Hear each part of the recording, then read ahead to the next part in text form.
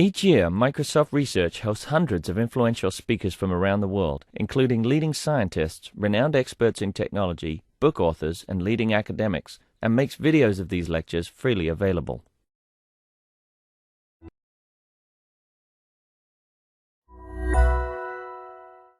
Good afternoon, everyone. I'm Rustan Leno. It's my pleasure to introduce Tucker Taft, who will talk to us about his new language design.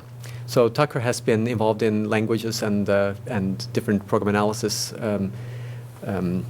techniques for decades, starting at Intermetrics in Boston in the 80s and 90s, and then doing his own company, SoftCheck, in 2002, which more recently was acquired by Ada Core, which I guess seems to have collected a number of companies. So today he'll tell us not about Ada, even though he's been quite involved in Ada 95 and 2012, but about Parasail. So, welcome.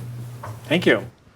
So I thought I might also say, why am I here? Well, I met Rustan at a very nice little conference in Maine, of all things, and I brought along my Maine hat just in case there was any doubt that I've been to Maine.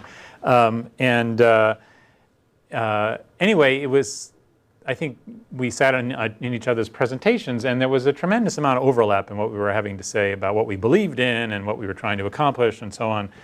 And so Daphne and Parasail, I think, are trying to address some of the same issues. And this morning I was walking over here from my nice little B&B, and I was thinking, well, let's see, Parasail plus Daphne. Daphne Paradox. So that was my official name for the attempt to combine these two. Anyway, this is about Parasail, not about Paradox, but I think you will see some similarities and overlap, at least if we get into the stuff about assertions. I'm going to start talking to you more about the parallelization attempt. So I set out a while ago to start designing a new language. I've been involved with Ada since 1979, roughly, which is before Ada was even a standard, and got very involved, well, pretty soon thereafter, but in 1990, we won the contract to do the first revision of Ada, Ada 95 as it's now called. At the time it was Ada 9X because we didn't know what it would be, and I was the lead technical person on that. But well before that, in the 70s, I started getting interested in programming language design. I don't know why, but it was sort of one of those things, that hits you. And I've always been interested in it, and as I said, about 3 or 4 years ago, I was interested in starting over. Let's just blank sheet of paper, what could we do if we really wanted to start from scratch? And one of the reasons to do that was this whole multi-core thing. That is, we're now dealing with a world where the number of processors is going to be growing or doubling perhaps every 2 years. We used to be having twice as fast processors, but now it's going to be twice as many. And that's a fundamentally different problem to solve. In the old days, we could sit on our duffs and our software would get twice as fast. Now we actually have to get a little more clever to take advantage of all those extra processors. So anyway, this language is called Parasail, for Parallel Specification and Implementation Language. It's intended to be a very formal-oriented language, has built-in assertion, syntax, and so on, and pervasively parallel. That is, it's easier to do things in parallel than sequentially in some ways. Starting from scratch doesn't really happen. So I have to admit that I've studied a few languages in my time, and you will probably see plenty of them coming through on some of this. But there are a few things that I think are unusual, and it may be the combination which is perhaps unique. Anyway, so, and this is a little bit of an insult on C and C++, which I'm probably insulting at least some of you here. But my belief is that C and C++ are two of the least safe languages designed in the last 40 years. And they are winning the battle in the safety critical world. I'm very involved with safety critical systems, and it used to be almost 80-20, 80% were written in Ada and 20% were written in C. But as the number of safety critical systems has grown and they've sort of branched out from the military industrial complex into sort of just commercial world, Ada has not followed that path. And so now instead of 80-20 Ada to C, it's more like 8020C to Ada. And C++ is used not at the highest level of criticality, but it's certainly growing in use in some of the safety critical systems. So that's kind of, I understand why Ada did not make the jump. Is that me? I don't know who that is.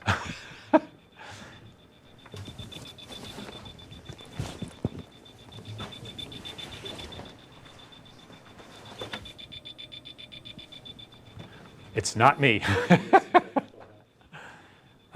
Anyway, I don't think that'll bother us too much. What's the beeping? Battery backup, actually. Oh, battery backup. Is that for my pacemaker? You heard about the guy who hacked his own pacemaker? That's happened recently. That's kind of cool. That's just to prove that you can hack into anything, I guess, especially if you're a little crazy and you have a pacemaker. Anyway, so one of the things that I think most of us in this room recognized, but not a lot of people elsewhere recognize, that computers actually stopped getting faster in about 2005, which is longer ago than I would have guessed. But my laptop is looking a little old here, but it's still 3 gigahertz. And you go out and buy a laptop today, it's kind of still 3 gigahertz, And if things had kept doubling, which is what they were doing for 25 years or so, this would be like in 50 gigahertz zone, if I got a new one, that is. Anyway, and so chips are going to start having more and more cores. The other thing that I think has happened is static analysis, and that's represented well within this group, has actually come of age. And it's time to get it into the language. Stop beating around the bush where you have a separate tool or whatever. Let's get it into the language. This is just a slightly enlarged version of that IEEE slide. And it is pretty dramatic what happened in 2005, where they just started cooking their chips, and they decided that was not a good idea, and maybe we should try to figure out how to make them higher performance in other ways, and that's where all this multi-core stuff started.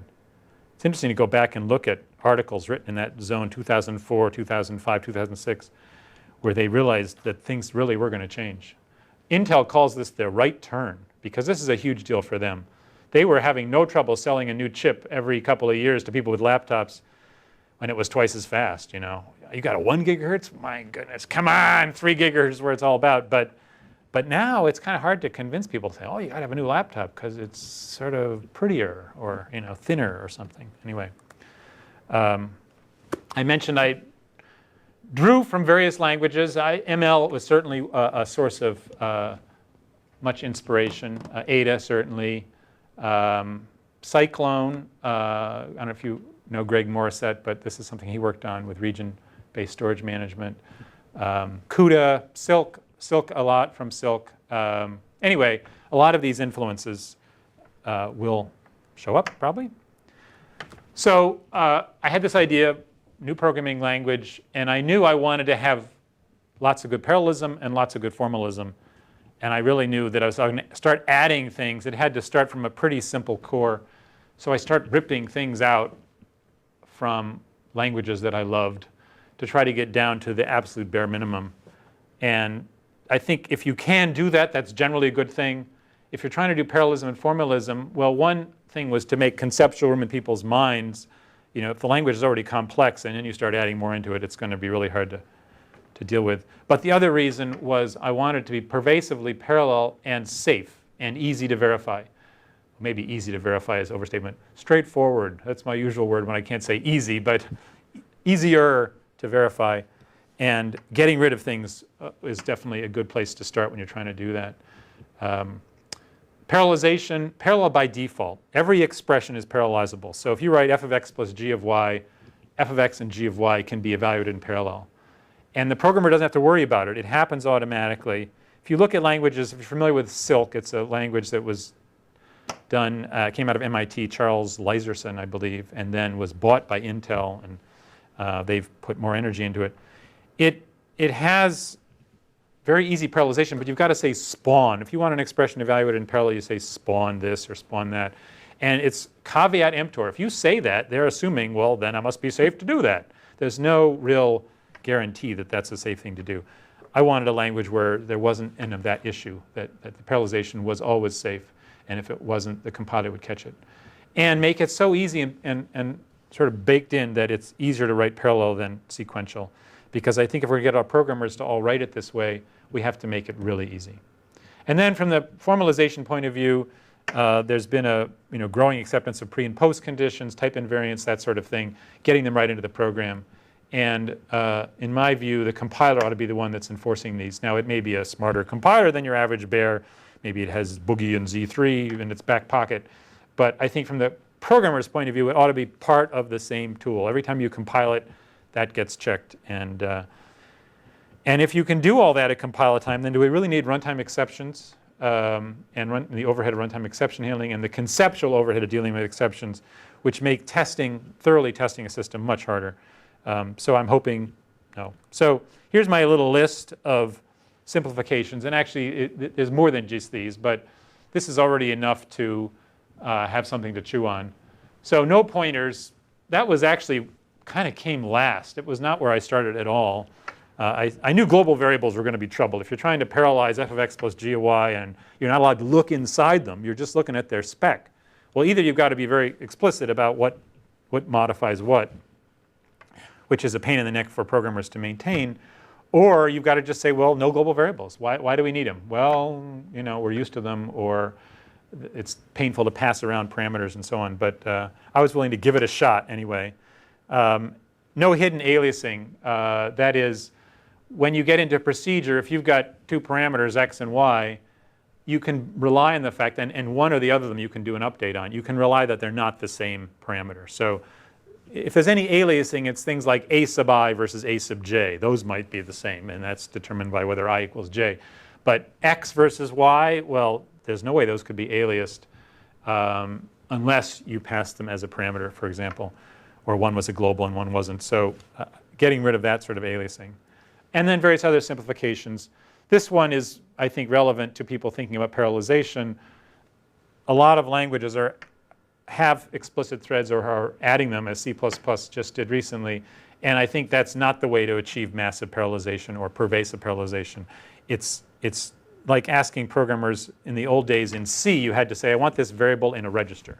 So you'd name, you could pick 3 of your local variables and you could say register. And then the compiler would, okay, that'll be register 3, that'll be 4, and that'll be 5.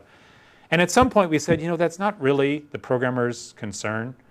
There are too many registers. We got 16 now. We got 32 registers. I can't have them trying to figure out which one of these local variables should be in registers. And it's some of the temporaries that should be in registers. So as the number of cores begins to grow, expecting the programmer to say, well, I think this should be a thread and that should be a thread and one core for all of this code and one core for all this code. Well, there are too many. Maybe there are 100 threads. How are you going to be able to, or 100 cores? It just gets out of hand. Same thing with locking and unlocking. If you have to kind of worry about, oh, geez, I guess I better lock because might there be 2 threads. That's just not going to work. And again, the idea of waiting and signaling, doing it explicitly where, okay, I'm waiting on this condition variable and I'm hoping somebody's going to signal me at some point, and I hope they're going to do it because of the right reason and so on. Trying to get rid of some of those things. No race conditions, that is, the compiler ensures that there are no undesirable simultaneous access to shared data. If that is possible, it would either complain or in some cases perhaps it would insert additional synchronization. But the general rule is that the language is designed so that the compiler can complain about any such possibilities. So why those simplifications? And in particular, why pointer free? I mentioned f of x plus g of y, and a lot of it comes down to thinking about that problem. We're just trying to safely evaluate f of x and g of y in parallel without looking inside of f and g. So what does that mean? Well, let's assume x and y were parameters coming into us, and now we're calling f of x plus g of y. Well, we probably ought to be able to say that those aren't aliased. So no global variables clearly helpful. If f or g, if they both manipulate the same global variable, they might be stepping on the same object. No parameter aliasing is important, which I already said several times. And what do we do if x and y are pointers? Well, I'm not even sure what that means anymore. If I'm saying no global variables, what can they do with a pointer? Well, is dereferencing a pointer referencing a global variable? Depends on your model of how global variables work. But let's assume it's not. We have this fundamental problem. Can I get x and y? Is there a danger that f or g could follow the pointers I give it and ultimately arrive at some common object z? And the answer is, without a lot of analysis, that's probably quite possible. You don't really know where pointers ultimately lead. You can do various kinds of static analysis to prove that x and y are separate, separation logic and so on. But if we're not expecting the programmers to do a lot of annotations that are somehow going to allow you to prove that, we're not allowed to look inside f or g. Pointers make life a lot harder. And furthermore, if we have parameter modes like in-out or in or var versus non-var, how does that relate to the things they point at? In a language like Ada, which has parameter modes, you can declare pointers that only give you read-only access to the object they designate. But then that it only ever gives you read-only access. If you pass a pointer as an in parameter and it's an access to a variable, then the caller can update that variable. So parameter modes don't really help very much here. You've got to be able to know, well, what are they going to do with things that they reach through levels of indirection? So after almost a year or two of doing language design, I finally arrived at the answer, well, let's just get rid of pointers completely. And started trying to write code that didn't use pointers. Pretty early on, I realized that I needed to represent things like trees without pointers. And the way to do that is essentially to add to every type an additional value. This is like maybe types in many functional languages and so on. And pointers, for that matter, have null values. But don't think of null as a pointer. Think of it as just like a very small value. Or it might be equivalent to sort of uninitialized, but it's got a name, and you can check for it. So it's not quite as bad as just a random bit pattern. Anyway, so for every type, be it a record type or an array type or an integer type or a Boolean type, we're going to add an extra value to that type. So it has all of its usual values, true, false, and null. And you can use null when you declare an object or a component or parameter to be optional. And that basically means, okay, that might be a null value. If you don't say optional, it can't be. It's got to be one of the normal values of the type. But if you say optional, then that allows you to put null into that object. And my conclusion was that a lot of uses of pointers are for that purpose. That is, the purpose of starting off with nothing and then putting something there. And a pointer is sort of the only way to do that in many existing languages. But if you just sort of say, well, let's add another value called null, so I can start off with nothing and then I can put a tree there. Or I can start off with nothing and put an array there. And that's one of the big uses for pointers. Now, if you're not going to have pointers, you don't want to, then assignment had better not be pointer assignment, because then suddenly you've got pointers again. So assignment is going to be by copy. But that's kind of painful. Do we always want to do it that way? Suppose I've got a big tree here and a big object here. I'm trying to put it into that tree. Or I'm trying to put an object into a set or into some other kind of container. I don't want to make a big copy of it and then delete this old object. Why don't I just actually be able to move it in? So if you're not going to have pointers, then you may need additional operators that are similar to assignment, but are for the purpose of fundamentally moving a piece of data into a container. Or swap is the same thing. If assignment does copying, you're trying to, let's say, switch two halves of a tree to do balancing or something. If I have to do it by assigning to a temporary, that makes a copy. Then I assign this over to here, and that makes a copy. Then I assign over here, makes another copy. That's a lot of copying. If I can just swap the left and right halves of a tree, then that's much nicer. So that gets you a big portion of the use of pointers. And then let's generalize the notion of arrays. Fortran had arrays. It didn't have pointers. It didn't have records, for that matter, when it started off. And people managed to survive, but it was painful. And pretty quickly we got away from that if we could. But if you have containers that allow the user to define what indexing means, so it might be a hash table, or it might be a set, or it might be an array, It might be some kind of expandable vector, but it's got the notion of an index. So I want to get the nth element, or I want to change the nth element, or maybe it's the element whose key is ABC. There's a general notion of an index or a key, and there's a general notion of a container.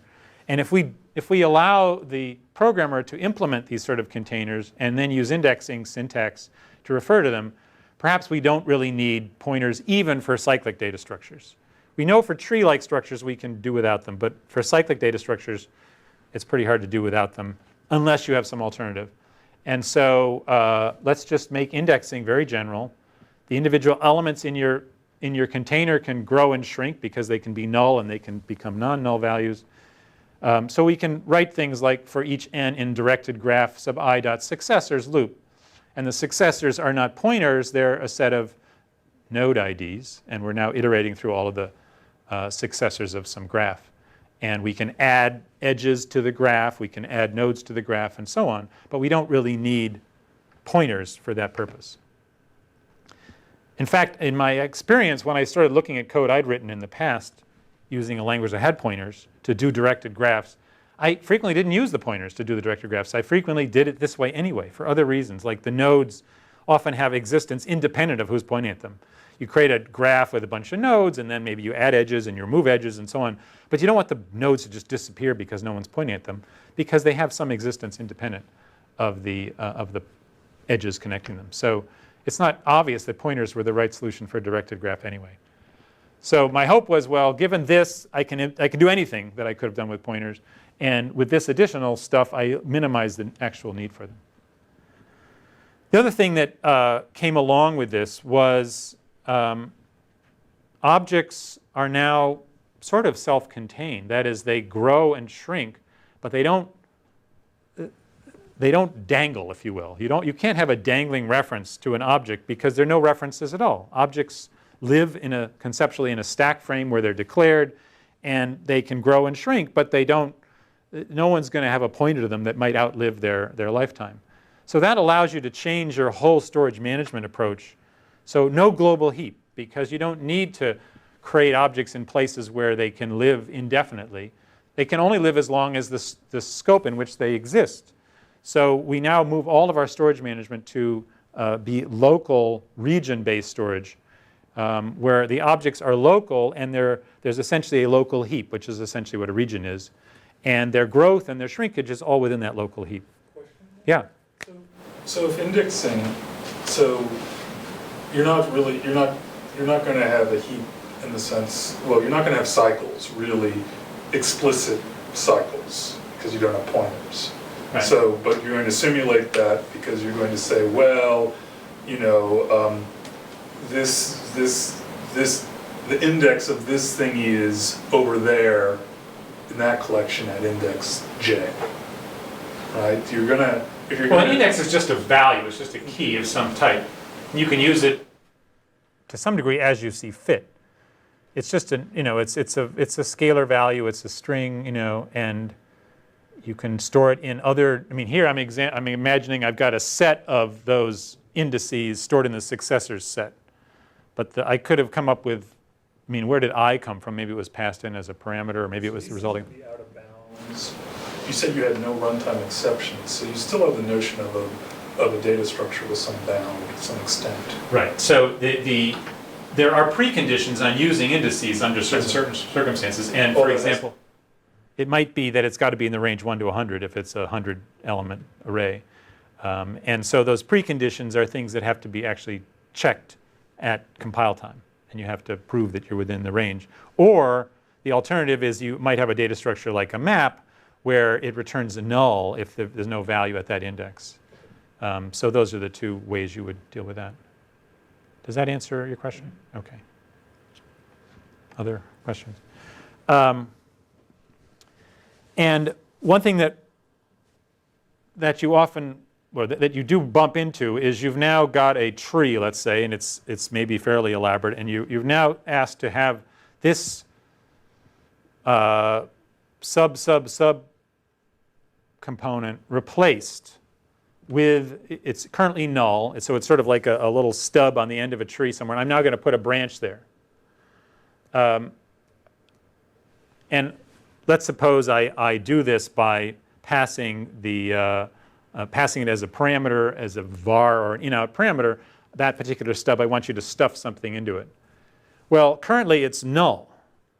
And I want to be sure that you put that new piece of the tree in the right region. So either I have to pass into every procedure an additional indicator of what region I want you to put things in if you allocate them and add them to my tree, or the tree itself has to identify where should, if you add something to the tree, where should that addition go? Does that make sense? You're trying to make certain that all of the pieces of this tree live in the same region. And I've now asked you to plug something into this null part of my tree, put a non-null piece into that. So what we do is we make each null identify what region it is for. So null is not just the value 0. It actually identifies, it says I'm null, but by the way, if you want to replace me with something non-null, you've got to put that in region Q, for example. Yeah? Seems a little odd, though, if you have a tree with holes like that that are associated with particular storage regions. What happens when you use your copy operator to copy the whole tree into some other region, and now these guys are still talking about the old one? You've got a whole bunch of fix-up to do. Correct. The nulls, when you create a copy, the null in the new value identifies the new region in which it's living. So I see. So they although in the original tree they could be referring to regions other than the tree. No. Okay, they have to be. They're all referring to the same region. That is the tree. So there's some notion of parentage that a null carries the region of the container it's living in. Exactly. And it's the place where that object was declared. This fully determines everything about all the storage within it. Now it is possible to have what you would probably call a pointer. Short-lived references to existing objects. For example, when you pass a parameter. We don't make a copy, we just pass a reference to the object that you're referring to. But it is a handoff if the object is being updated by that function you're calling. When you pass it, you're essentially logically handing it off, and no one else is allowed to update it while it's being manipulated by that function. And you can also return references, but you can only return references to things that are passed to you. And that's how indexing is implemented. You have to allow users to implement their own indexing. What can they do? You pass them a map, they can pass you back an index to an element of that map. A reference, an element of that. So trees, I've already talked about this, but this is a little bit more specific. How is a tree represented? So here's an example of, in Parasail, every module has an interface and a class that implements it. The interface gives you the external view, and the class gives you the implementation. This is an external view of a non-opaque type. We're essentially exporting how is this type represented. But you could put this all in the hidden part of in the class itself, and then just provide operations for setting and getting these things. But at this point, this is just indicating how would you represent a tree or a node of a tree in Parasail. You have a payload, which is of the type of the parameterized type here, and left and right, which are optional trees, default initialized to null. So that's what a node of a tree looks like. And then they grow by having trees plugged into the left or right component. Does that make sense? So here's a few little examples of creating a tree. We declare a variable root of type tree node over strings, and we initialize it to payload, with the payload having the value top, and left and right are defaulting to null.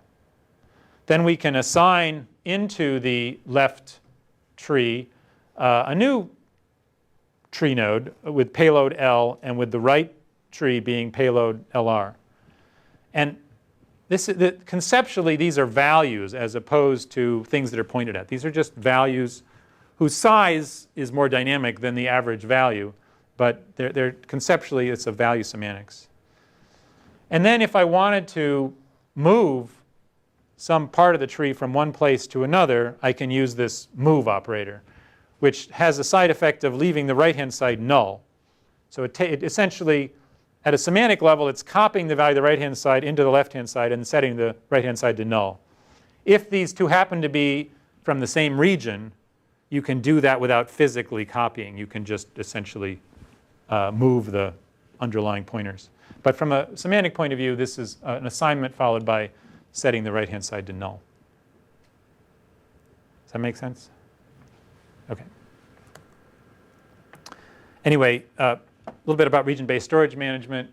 Cyclone, this is Greg Morissette and a few others. Yeah? Just on the previous assignment, suppose that you did it the other way around.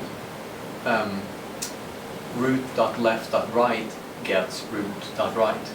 If you then first do the move and then put null in the root.right, you'll cut off the thing that you just moved, right? So does one have to be contained with, or do you have to make sure that one is not contained in the other when you do the move, for example? No, it is smart enough to not lose the data. So you can, for example, remove an element from a linked list by replacing the linked list with its second element, essentially. And it'll essentially then remove that intermediate element. Does that make sense?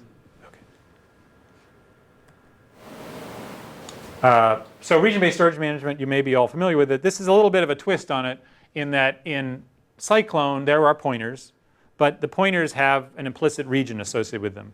And so what they really, you can think of them as being indices into that region. They're not general purpose pointers. They can't point arbitrarily in arbitrary places. They can only, essentially, they can give you a reference into that region. But the other thing about it is that regions live in a certain scope, and they're local to those scopes, and when you leave the scope, you reclaim the whole thing, which simplifies at least storage deallocation. So we're getting the same advantage of that, but it's simplified even further because there's only one pointer to every piece of data. And so when that pointer is set to null, you can immediately reclaim that storage. So you have these local regions, which are essentially local heaps. And the space for an object declared in that scope is allocated from that region. And when this object shrinks because you have a non-null part of it that you set to null, that is immediately returned to this region. So the region has its own little storage manager, if you will. And it's very simple initially if there hasn't been any things returned. But if you start returning stuff, then it'll do the usual list of reusable pieces or something. But then when you leave the scope, you just flush the whole thing. Because all the objects that are living in that region were declared in the same scope. They can't be from an outer scope. And as I mentioned, move and swap are very cheap when you're staying within the region. Analogous, if you think about a file system like on Unix, maybe, or these days, you have a USB card, and I can move a file within the USB card, and it's very fast. Oh, that's no problem. It's just sort of changing some pointers and so on. If I move it onto my laptop, it's actually got to copy it. Same idea here. Each region is like a separate disk, if you want to think about it that way, in the Unix world, or a separate drive. And if you move within the same region, it's very cheap, or swap. If you move across, then there's some actual copying. To help in this process is if you know you're creating an object that is going to be moved into a particular container. So I'm creating this object, I'm going to move it into this tree, or I'm creating this object and I'm going to move it into this set. Then when you declare it, you can say it's being created for the purpose of becoming part of that object. And so here it'll declare this object and allocate its space out of this region, which will outlive this object. So essentially, this is like a late declaration of an object that's going to be living in an outer region. And then at some point, we can move X into the root object here, which is what I'm showing, root.left.payload.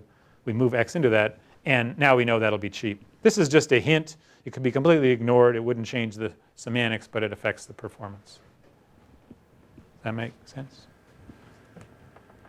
The other thing about using local heaps is that they're generally better behaved for parallelism, because now objects are generally not scattered all over the global heap, indicating at what point they grew. If you're adding something to an object and then quite a while later, you add another thing to the object, and then another thing. Then the object is spread all over your global heap. On the other hand, each object lives in its own region. Then you know that the space you're allocating for it is going to be coming out of that same region. The other thing is that when you have multiple threads that are all allocating space in parallel, then they're generally each working in a separate region when they're doing that. If you're doing region, if you're doing global heap, they're probably allocating out of the same global heap. And you end up with unrelated threads who are allocating storage right next to each other.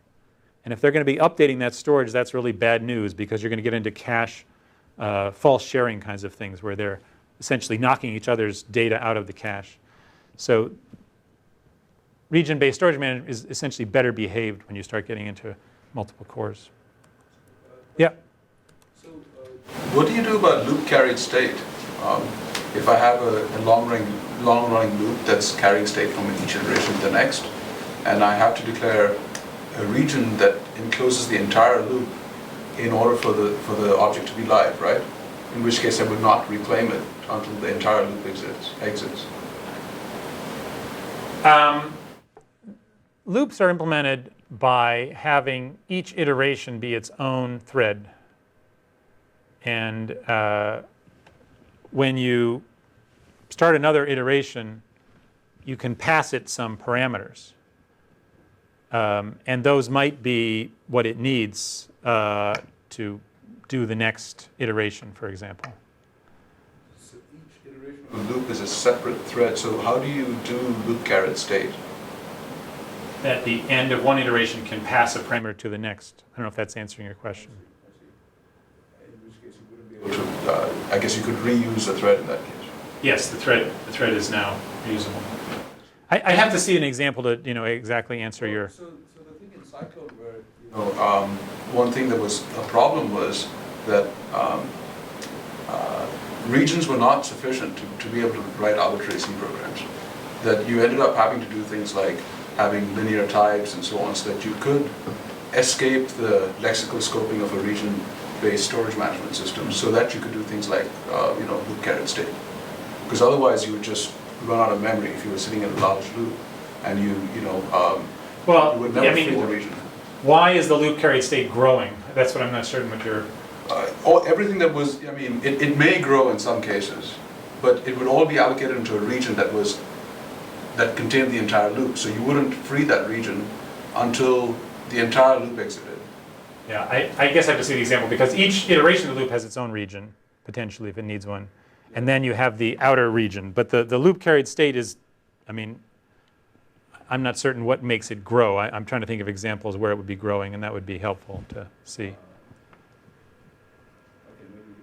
Yeah, I think that's probably wise. I do have some examples of loops, and maybe in there you'll be able to say, oh, look at that, you got loop carried state, and that's going to kill you. So maybe you can save it for those questions. Okay, so I've been kind of diving down into the underlying guts of Parasail and no pointers and so on. But at a higher level, what does it look like? Well, it's an object-oriented parallel programming language. It has interfaces and classes. One thing a little different about it is that every class has an interface. So in Java, and I believe in C#, you have an interface which has no implementation, and you have a class which has no interface. And classes can implement interfaces if they want to. In Parasail, every class has an interface, which is its external visibility. And that's the only way you get to a class is through its interface. But you can say that I want this class or this interface to implement other interfaces. So you can define a new module, which is the name of a combination of an interface and a class. And I want this to implement this other interface as well. So it's my own little super amazing hashed set, but it implements the more abstract notion of set. And you can implement interfaces whether or not they themselves have a default implementation. In Java, you often see where there's a nice interface, and there's a default implementation, which is sometimes called an adapter or various names for it. Here, every interface can have a default implementation. If you don't want to have any implementation for interface, you say abstract interface. So that just means there is no class. There's no default implementation. But you don't have to. You can implement non-abstract interfaces elsewhere. So anyway, the other thing is that every module is parameterized. So there's no notion of generic versus non-generic. Everything is parameterized. You can have no parameters, but the default is parameterization, and that sort of right from the beginning sets your mind on saying most things will be parameterized. And it supports inheritance pretty much in the usual way. A type is an instance of a module. There's exactly one syntax for declaring a type, and that is by instantiating a module. All types have this syntax, including arrays, records, enumerations, integers. You think it up, it uses this syntax. So it identifies the module that you're instantiating. It gives the actual parameters. And this little new here is optional. And what that determines is if you say new, I want this to be considered a distinct type. I don't care if the actuals and the modules are identical to some other instantiation over here. When I say new, this is, in module of 3 terms, it's branded. It's got its own identity, and it allows me to make distinctions that might otherwise be blurred by the compiler. So if I declare type T is integer 1 to 100, that's equivalent to every other time I say type T is, or type R is integer 1 to 100. But if I say type T is new integer 1 to 100, then that's a different integer type. You can't operate on them without conversion.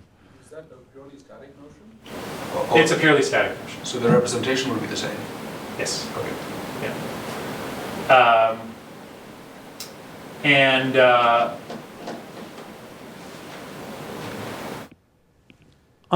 Because there are no pointers, there's a pretty big distinction between an object that stores exactly one type versus an object that stores a type or anything that looks like it.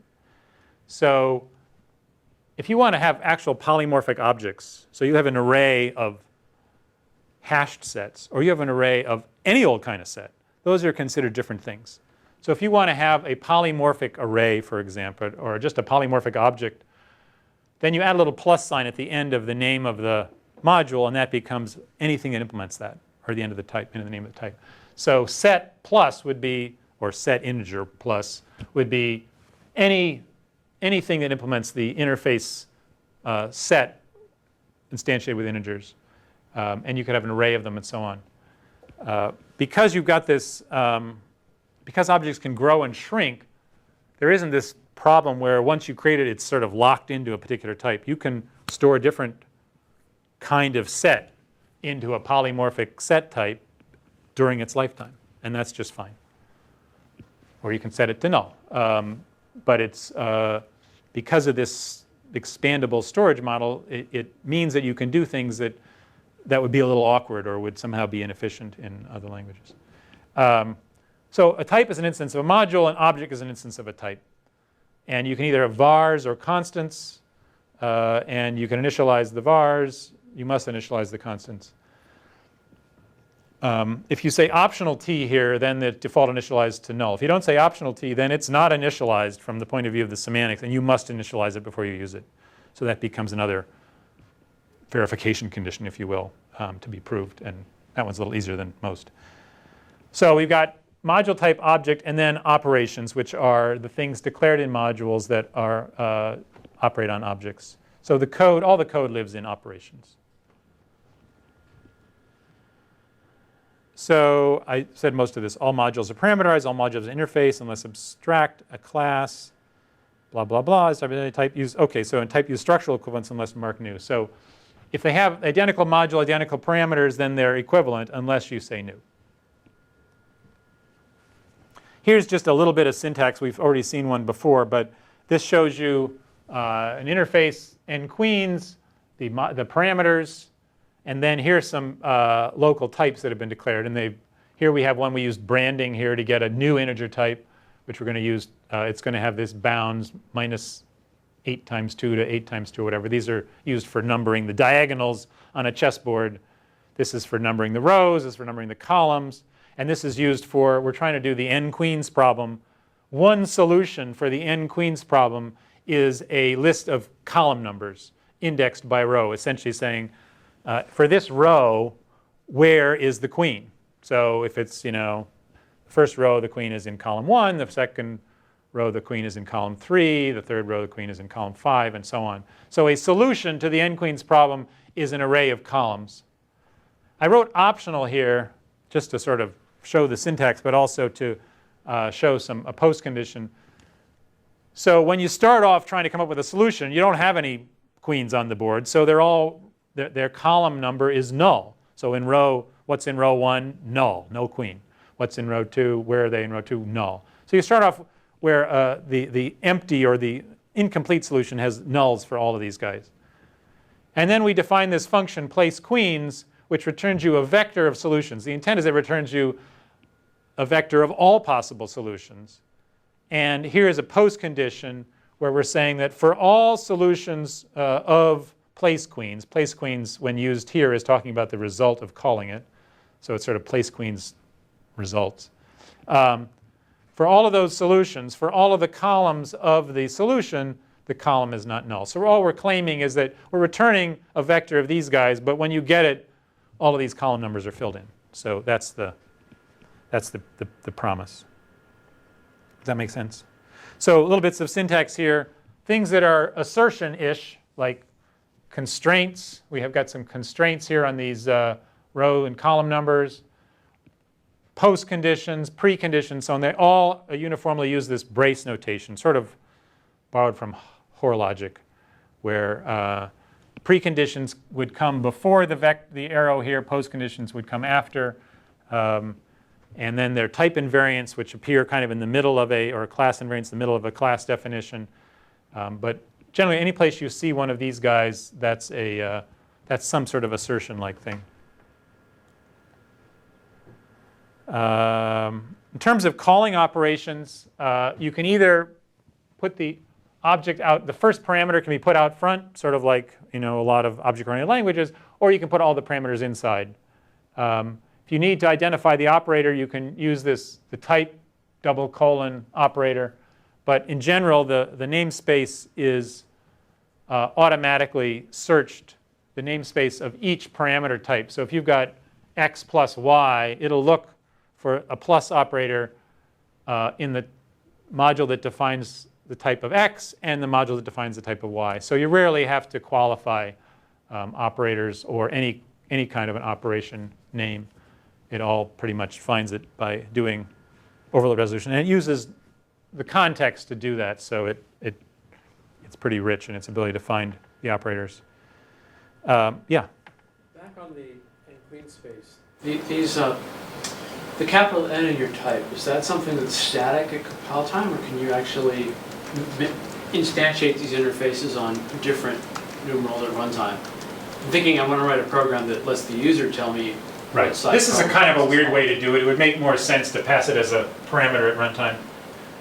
If you do it here, the requirement is that it be known, ultimately be known. It doesn't need to be known here, obviously, because we don't know what it is. But when you instantiate a type, when you instantiate a module, all the parameters must be either other parameters of an enclosing module or be literal values, effectively.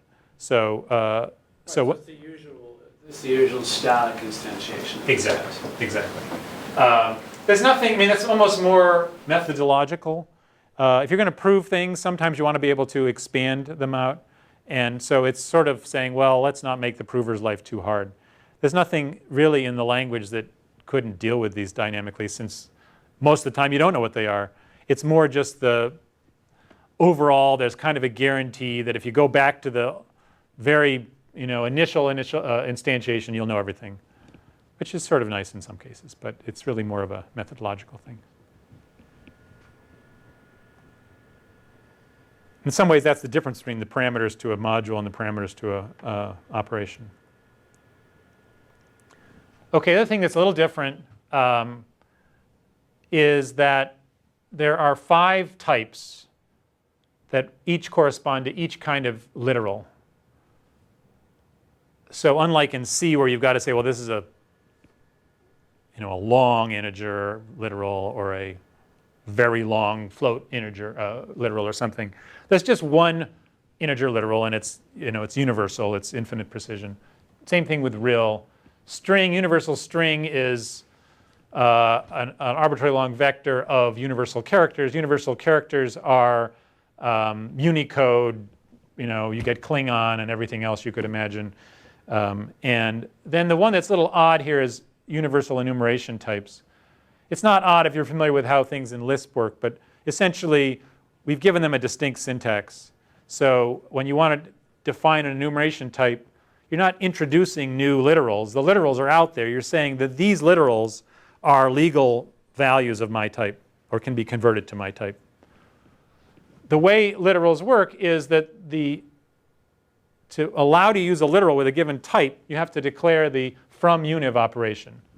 And that from univ operation is a conversion from one of these universal literal types to your type. And so if you declare one of these from univ operators, then you get to use those literals. That's the rule.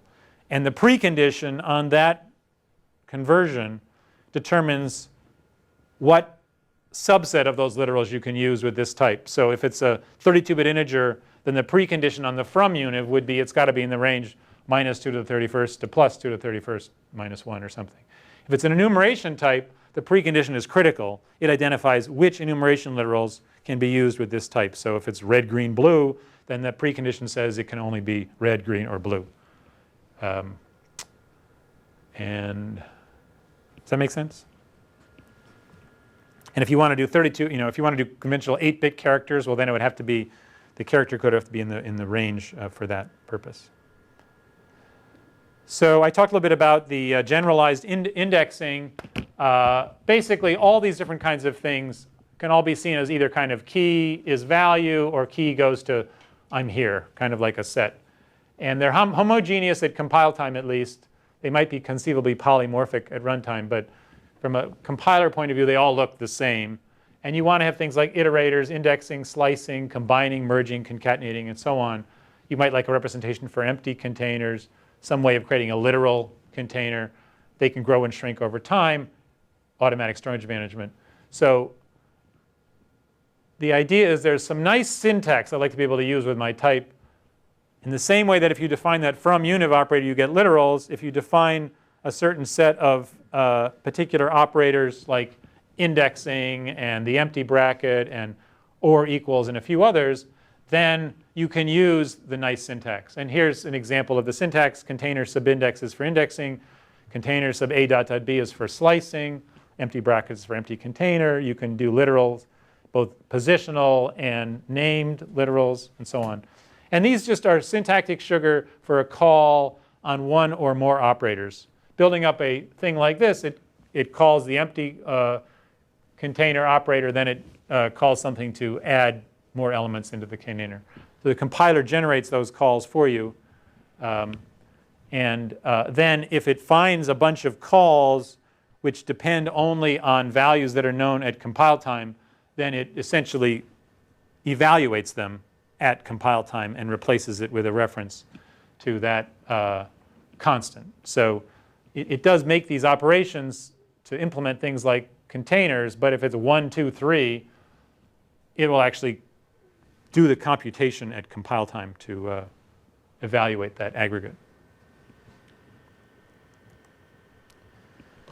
Okay, so the whole point of a lot of this was to make it possible to have pervasive parallelism.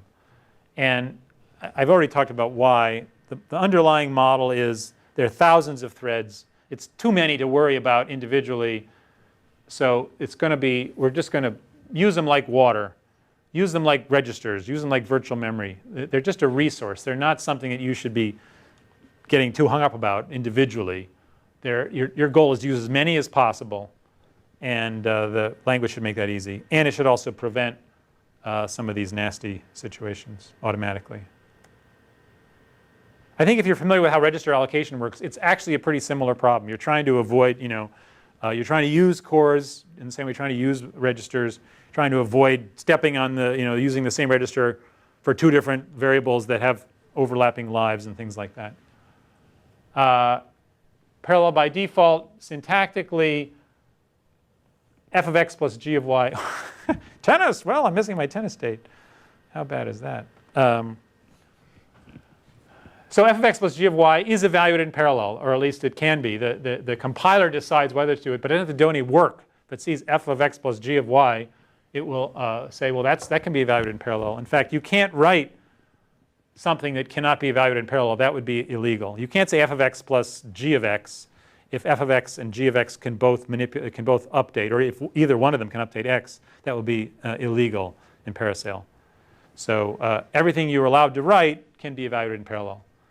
You can also, the semicolon kind of is, a separation between statements.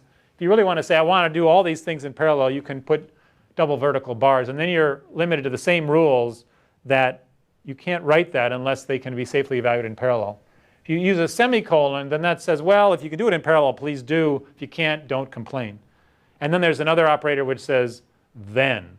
Process X, then process Y, then process Z. And that says, don't do them in parallel. You may think it's possible, but don't do it. Of course, the compiler can always say, well, I'm so smart, I can do it anyway. But that's not recommended. So it's up to the programmer to still sort of figure out, there's this whole work span and sort of communication versus computation cost. Or are you leaving that up to the compiler? I mean, if you do too fine-grained parallelism, then you're going to be slower than sequential. That's just one. Yeah, I mean, it has a certain. Because there's a lot of experience people have taken pure functional languages where you have amazing amounts of parallelism, right? But the overheads really kill you, and it's still very hard to sort of do the right granularity. Yeah. Get the right. But that's still a hard problem. Yeah. I sort of thought my time was more time. Sorry. Yes, there's clearly tuning involved in coming up with the right granularity there. And right now, it's heuristic's very simple. It must involve at least one out-of-line call. If it's f of x plus g of y, and those are both out-of-line calls, then it will create pico threads. But these are not actually run on different CPUs. They're simply candidates for being run. And it uses a work stealing model, if you're familiar with that model. So, whether that's too small, that's a good question. The intent is to make it such low overhead. These threads don't have any context. They're really minimal overhead. But not, you're not going to do x plus y. Yeah. So that's the idea. So I should probably wrap up here so I don't, blow out completely. I was somehow thinking I was going for 5 o'clock, but 4:30 is where I was headed. There's lots more to say, but there's always another time to say it. But I'm happy to answer more questions if you have some at this point. Okay, thank you.